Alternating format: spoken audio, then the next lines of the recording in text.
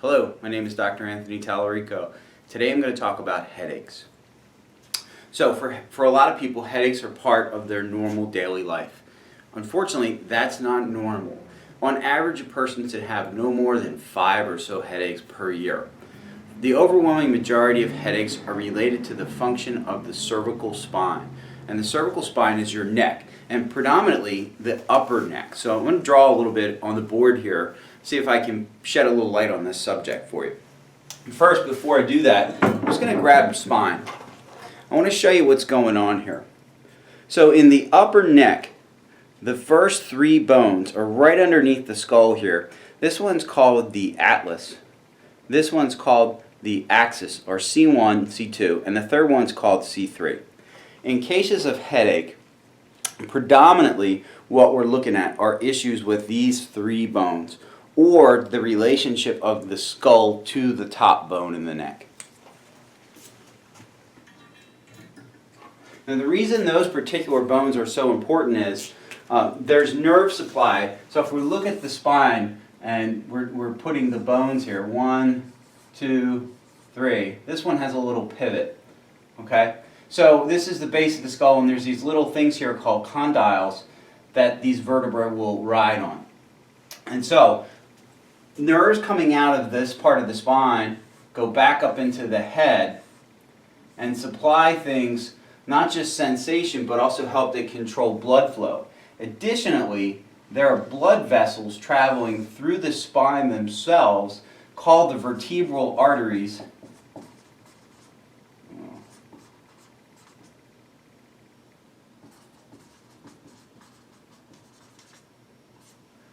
And they supply blood supply directly to the brain and to the head. So the brain itself doesn't feel pain. The brain doesn't have nociception. It doesn't have pain-sensing fibers. However, the coverings of the brain and the vessels, all those things can feel pain. Now, a lot of headaches are vascular in origin, and we have a specific name for those. Those are called migraines.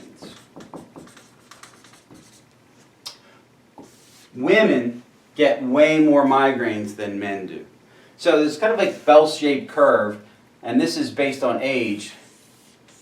So this starts at about 15 to about 55 years of age. So this is the bell-shaped curve where women would get headaches. Up to this point, baby, and then to an end stage of life, 80 to 80. This is the range. Most people would say the reason that it happens is because those are the reproductive years for women, and this is all hormonal. And no doubt, there is a significant hormonal component to migraines. However, inside of this curve, if you look at it, this is also the most active years of a female's life, same as it is for a male's life. Why women are more susceptible to this is twofold. It is hormonal, but the other thing is that women have far less muscle and supportive structure in their cervical spine, so they're predisposed to mechanical injury of the cervical spine far more than their male counterparts. And so the analogy I like to give for my patients is if Mike Tyson and I are in a street fight, Mike Tyson will punch me in the face and knock me out. And a little time later, I'll get up. You're going to the hospital. If Mike Tyson hits a woman, you're unconscious and you may have massive damage, okay? But my neck is 17 and a half or 18 inches around, and yours is 11 or 12. My ability to absorb impact, my muscles are thicker, my bones are stronger, my jaw is stronger. I have a lot more musculature in my head and neck than you do.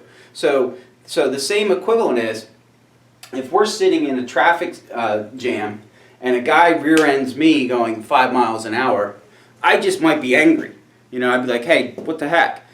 Where you, a female with small neck, big head for the body size, you're going to get injured. Now, it might not be the most catastrophic injury you've ever had, but in the following days or weeks, you may have some prolonged effects. Now, we know 5 to 7 years after injury, that's when degenerative disease starts up. So a lot of people are surprised, especially women, when we go and take an x-ray of them, we say, well, something happened you had some type of mechanical based injury, 5 to 7 years ago, and now, I'm seeing some degenerative change in your spine. And they're like, well, I did have a, rear ender, it wasn't that bad, but, well, I'm like, well, the likelihood is that you were probably injured. For a man, that's an unlikely scenario. We look at x-rays of people who, played football and we see degenerative change. We look at people who did, I wrestled, I was a wrestler. So I have some degenerative change in my neck from years of, using my head as a weapon. So, but for women, it's not necessarily the same, except nowadays, now we're seeing far more girls get injured, get concussions in sports than we ever saw before. And some of the big ones are cheerleading, soccer, and even volleyball. Okay? Cheerleading, because cheerleaders get dropped. If you're one of the smaller girls, you're going to be at the top of the pyramid, and you're going to get thrown in the air, and sometimes you don't get caught, and you hit the ground pretty hard. In fact, the velocity of impact could be that of a football collision without padding. So if you're a little girl and you get thrown in the air and you get dropped and you have this little neck and this big head for your body size, you're going to get injured. If you get to the point where you have a concussion, you probably also have a neck injury. In fact, every person that has a concussion that I see, I assume they have a neck injury too. And that's why I'm going to take an x-ray. That's why I'm going to look and see where is there an issue? Or is there an issue? Maybe there isn't. Okay? Soccer. It's from a couple things. The first one is heading balls. So a big soccer ball kicked at a high velocity and a girl's going to head that ball. It's just not a fundamentally good thing to do for your neck or your head. I know that there's technique involved, but if you do it wrong, and there's a high probability that you will do it wrong, there's going to be some leftover effect. You're going to get injured, okay? And then volleyball, because there's a lot of jumping, diving for balls, and things like that. So we're starting to see more girls get concussions now than at any other time. And the problem with that is that sets up the sequela to lead to some ongoing headaches, for them to fall into this migraine dump. And then they say, well, this is all hormonal. Yes, some of it is definitely hormonal. However, you got to think about it this way. If our neck is supposed to be curved like this, and it's curved like that, it's backwards, or we have major changes, what's called harmonic changes in the spine, this is going to dump right into there. So I have another video about the 6 presentations of cervical spine, which if you watch that, you're going to see that necks can do different things, and all of them equate to different problems. And some of the more challenging necks to fix are very implicated in headache sufferers. So we look at them and we say, well, yeah, you're 35 years old, you're taking migraine medication, but maybe some of this is due to problems in your neck. Let's see. We take an x-ray, we look at the x-ray, we go, well, there's certainly some problems here. Here's what we can do about it. And what you'll find is they may still have some migraine, but their frequency, duration, and intensity goes down significantly. I have a patient, she has a testimonial on my website where she was running out of migraine medication every single month. Every single month she would use the maximum amount that they would allot to her. And then after we started to address the mechanical part of what's going on there, now she stockpiles medication. She says, lots of months, I have plenty of pills left, I'm having way less migraines. And it's simply because we're dealing with the underlying mechanical, nerve, and blood supply issue. Now, in addition to this, one of the secret weapons for headaches is the mineral magnesium. A lot of headache specialists now will recommend that their patients take magnesium. I've been recommending my patients take magnesium for 20 years. But other than just taking a pill, I would really suggest that people eat more magnesium-rich foods. So things like the dark green leafy vegetables, the nuts and seeds, things like avocados, good lean meats, all those things are rich in magnesium. and they really help to get the tissue magnesium up and the blood magnesium up, and you may experience not only just less headaches, but less muscle aches and pains. You may sleep better. So these are all important. The other thing is just water. Just being dehydrated is going to make you more susceptible to a headache or migraine.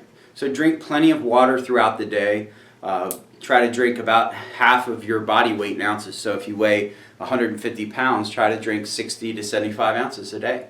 That'll help you be hydrated, and it's also very helpful in other things. All your biochemical processes require water. Magnesium is required in hundreds of enzyme reactions, so you're running low on those things. Those are important components that you can do very inexpensively to improve your lifestyle, improve your life, and improve the quality of your life, and have far less headaches.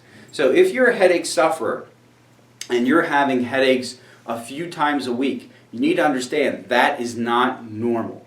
That is not okay, and there's no such thing as having the normal headaches that you're having continuous headaches and you're taking a bunch of pain medications every day or every other day or whatever it is. It's not okay, it's not acceptable, and it can be helped. Most of the time, this can be something that can be helped significantly with the proper care.